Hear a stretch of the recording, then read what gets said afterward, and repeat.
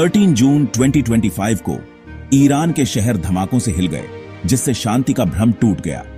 यह रात, जो आमतौर पर गर्मी और सन्नाटे से भरी होती थी, अचानक गोलियों और धमाकों की आवाज से गूंज उठी। इजरायली F-35 जेट्स और मिसाइलों ने तेहरान, नटांज और अन्य रणनीतिक ठिकानों पर हमला किया, जिससे रात का आसमान आग और अराजकता से भर गया। हर तरफ से आती मिसाइलों की आवाज ने लोगों के दिलों में डर बैठा दिया। खिड़कियां टूट गईं और सायरन बजने लगे। शहर आग और तबाही से बदल गया। परिवार सुरक्षा के लिए भागे। गलियों में अफरा तफरी मच गई। लोग अपने बच्चों को सीने से लगाए भाग रहे थे। एक बड़ा तेल प्लांट जल गया, जिससे तेहरान पर काला धुआं छा गया, जो उस रात की तबाही का प्रतीक था। आग की लपटें इतनी ऊंची थीं कि दूर दूर तक दिखाई दे रही थीं। यह कोई दूर का झगड़ा नहीं था, जंग ईरान के दिल तक पहुंच गई थी। अब हर नागरिक खुद को युद्ध के बीच पाता था। न्यूज फुटेज में ढही हुई इमारतें और हताश बचाव के प्रयास दिखाए गए। नागरिकों की मौत हर घंटे बढ़ रही थी। अस्पतालों में जगह कम पड़ने लगी थी और हर तरफ चीख पुकार थी। इजराइल का हमला, जिसे ऑपरेशन आयरन एज नाम दिया गया था, सटीक लेकिन बेरहमी से अंधाधुंध था, जिसमें सैन्य और नागरिक दोनों ठिकानों को निशाना बनाया गया था। इस हमले ने पूरे क्षेत्र में हलचल मचा दी। मनोवैज्ञानिक झटका बहुत बड़ा था। इजराइल ने गहराई तक हमला करने की अपनी क्षमता और इच्छा दोनों का प्रदर्शन किया था। लोगों के चेहरों पर डर और अविश्वास साफ झलक रहा था। दशकों का छिपा हुआ झगड़ा अब खुली जंग में बदल गया था। सीमाओं पर तनाव चरम पर था और हर कोई आने वाले कल से डरा हुआ था। लाखों लोगों के लिए यह आतंक की रात थी, एक कड़ी चेतावनी कि भू राजनीतिक तनाव पल भर में भयानक रूप ले सकता है। बच्चों की चीखें और बड़ों की दुआएं दोनों ही रात की खामोशी को चीर रही थीं। दुनिया देख रही थी, अनिश्चित थी कि क्या यह एक बड़ी तबाही की शुरुआत थी। हर देश की नजरें इस संघर्ष पर टिकी थीं और हर कोई सांस रोके बैठा था। छिपी हुई जंग खत्म हो गई थी, असली जंग शुरू हो गई थी। अब ईरान और इजराइल के बीच टकराव खुलकर सामने आ चुका था और पूरा क्षेत्र अनिश्चितता के साए में था। जून 2025 की घटनाओं को समझने के लिए हमें दशकों पीछे देखना होगा। इजराइल और ईरान कभी शांत सहयोगी थे, लेकिन 1979 की इस्लामी क्रांति ने उन्हें कड़वे दुश्मन बना दिया। ईरान के नए शासन ने इजराइल को नाजायज करार दिया, जिससे प्रॉक्सी और गुप्त ऑपरेशनों के माध्यम से एक दुश्मनी शुरू हो गई। ईरान ने हिजबुल्लाह और हमास जैसे समूहों को हथियार दिए, जिससे इजराइल को खतरों से घेर लिया गया। इजराइल ने तोड़फोड़, हत्याओं और साइबर हमलों से जवाब दिया, जिसका मकसद ईरान की परमाणु महत्वाकांक्षाओं को धीमा करना था। दोनों पक्ष परछाई में काम करते थे। हर कदम से अविश्वास और शक गहरा होता गया। इजराइल के लिए ईरान का परमाणु कार्यक्रम एक अस्तित्वगत खतरा था। ईरान के लिए इजराइल एक पश्चिमी चौकी था। कार्य और प्रतिक्रिया के इस चक्र ने एक बारूद का ढेर बना दिया, जो एक चिंगारी का इंतजार कर रहा था। वसंत 2025 में वह चिंगारी आखिरकार आ गई। अप्रैल 2025 में ईरान ने इजराइल पर एक अभूतपूर्व और भारी हमले के साथ मुश्किल से बनी शांति को तोड़ दिया। यह हमला अचानक हुआ, जिससे पूरे क्षेत्र में तनाव की लहर दौड़ गई। सैकड़ों ड्रोन और मिसाइलों ने इजरायली शहरों को निशाना बनाया, हवाई सुरक्षा को ध्वस्त कर दिया और परिवारों को आश्रयों में भेज दिया। रात के अंधेरे में सायरन गूंज उठे और लोग घबराहट में अपने प्रियजनों को ढूंढते रहे। आयरन डोम ने अधिकांश खतरों को रोका, लेकिन हमले का पैमाना इतना बड़ा था कि इजराइल को चौंका गया। कई मिसाइलें अपने लक्ष्य तक पहुंच गईं, जिससे नुकसान और दहशत फैल गई। यह कोई प्रॉक्सी झड़प नहीं थी, यह युद्ध की सीधी घोषणा थी, जिसमें दोनों देशों की सेनाएं आमने सामने आ गईं। विश्लेषकों ने ईरान के इरादों पर बहस की। क्या यह इजरायली गुप्त कार्रवाइयों का बदला था या फिर क्षेत्र में अपनी ताकत का खुला प्रदर्शन? किसी भी तरह से इस हमले ने एक लाल रेखा पार कर दी, जिससे इजराइल को जवाब देने के लिए मजबूर होना पड़ा। अब पीछे हटने का कोई विकल्प नहीं था। इजरायली सरकार को एक निर्णायक जवाब के लिए जनता और सेना दोनों का दबाव झेलना पड़ा। देश भर में गुस्सा और बेचैनी साफ दिख रही थी। एक सीमित प्रतिक्रिया को अपर्याप्त माना गया।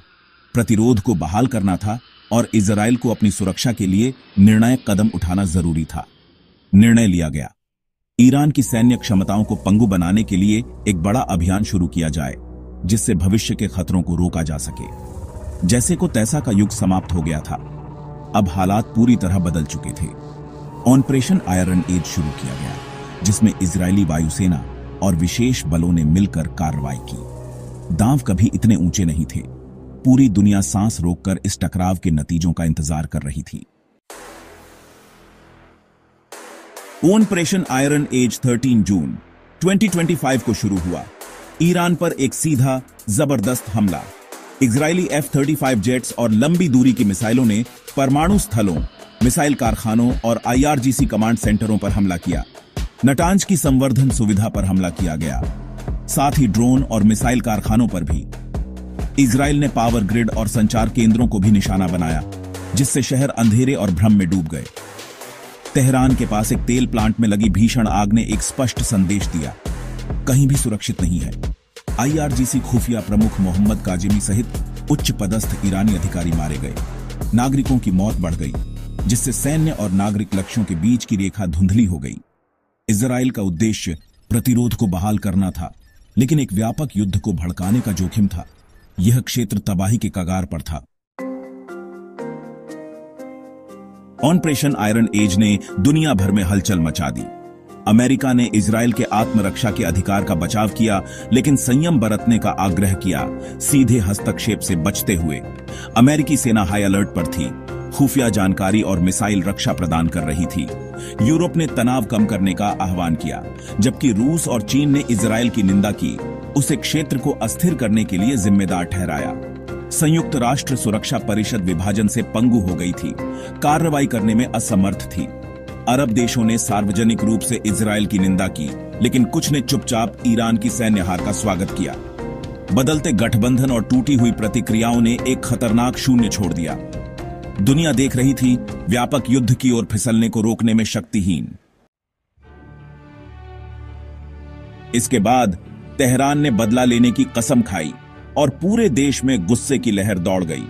ईरानी नेताओं ने नरक के द्वार खोलने का वादा किया, जिससे माहौल और भी तनावपूर्ण हो गया। जल्द ही ईरान ने इजरायली शहरों पर उन्नत मिसाइलें दागीं, जिनकी गूंज पूरी दुनिया में सुनाई दी। कुछ मिसाइलों ने सुरक्षा को भेद दिया और नागरिकों को हताहत किया, जिससे आम लोगों में दहशत फैल गई। संघर्ष तेजी से बढ़ा। हमला और जवाबी हमला, दोनों पक्षों की सेनाएं पूरी ताकत से भिड़ गईं, जिसमें नागरिक तेजी से क्रॉसफायर में फंस गए और कई परिवारों को अपने घर छोड़ने पड़े।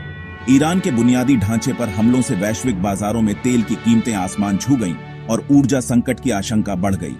ये डर बढ़ गया कि ईरान होर्मुज जल्द मरुमध्य को बंद कर सकता है, जिससे अंतर्देशीय व्यापार रुक सकता है। इससे दुनिया की तेल आपूर्ति खतरे में पड़ सकती है और कई देशों की अर्थव्यवस्था चरमरा सकती है। वैश्विक आर्थिक अराजकता का खतरा मंडराने लगा। शेयर बाजारों में हड़कंप मच गया। संकट अब केवल क्षेत्रीय नहीं रहा, इसकी गूंज पूरी दुनिया में महसूस की गई। यह एक वैश्विक आपातकाल था। विशेषज्ञों ने बहस की, क्या यह तीसरे विश्व युद्ध की शुरुआत है? क्या यह पूर्ण युद्ध की प्रस्तावना थी या प्रतिरोध को बहाल करने की एक हिंसक कोशिश? सड़कों पर विरोध प्रदर्शन शुरू हो गए। लोग शांति की मांग करने लगे। परमाणु वार्ता रद्द होने से डिप्लोमेटिक रास्ते लगभग बंद हो गए। राजनयिक विकल्प गायब हो गए और उम्मीद की किरण धुंधली पड़ गई। स्थिति एक धागे पर टिकी हुई थी। हर फैसला अब बेहद जोखिम भरा था। एक गलत कदम तबाही को जन्म दे सकता था और पूरी मानवता खतरे में पड़ सकती थी। दुनिया ने आगे क्या हो सकता है, इसके लिए खुद को तैयार किया और हर कोई सांस रोककर इंतजार करने लगा। शहरों में आपातकालीन तैयारियां शुरू हो गईं। लोग जरूरी सामान इकट्ठा करने लगे। मध्य पूर्व एक चाकू की धार पर खड़ा था और पूरी दुनिया उसकी ओर देख रही थी। रणनीति और बयानबाजी के नीचे यह संघर्ष डर और जीवित रहने की इच्छा से प्रेरित है। इजराइल ईरान को एक अस्तित्वगत खतरा मानता है। ईरान इजराइल को एक हमलावर मानता है। दोनों पक्ष रक्षात्मक रूप से कार्य करते हैं। एक ऐसे चक्र में फंसे हुए हैं जहां हर कदम अधिक डर पैदा करता है। जैसे जैसे हिंसा बढ़ती है, दुनिया युद्ध विराम की उम्मीद करती है। कूटनीति के लिए एक ठहराव, गहरी आशा नेताओं के लिए है कि वे पीड़ित लोगों की साझा मानवता को पहचाने।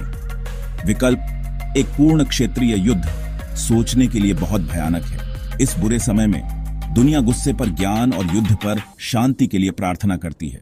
भविष्य अधर में लटका हुआ है।